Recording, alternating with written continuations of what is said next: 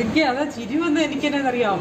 ഇത് നമ്മളാ മുറി കൊണ്ടുപോയി മാറ്റിച്ചില്ലേ, അപ്പൊ കണ്ണാടിയല്ലേ വശത്തിക്കാൻ. എന്നിട്ട് ഇതെല്ലാം നോക്കി ഇത് ഡ്രസ് ഇടുവല്ല, അമ്മയ്ക്ക് സുഖാണോ ചോദിക്കുവോ, സുന്ദരിയാണോ എന്നൊക്കെ അറിയണ്ടല്ലേ.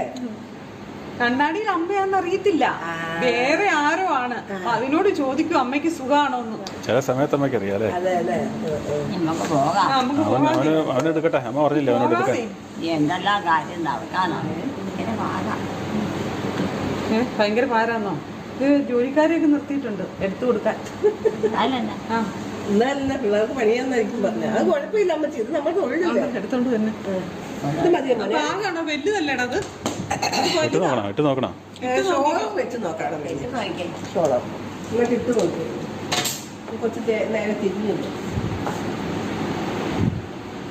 വലുതാന്ന് എനിക്ക് തോന്നുന്നത്.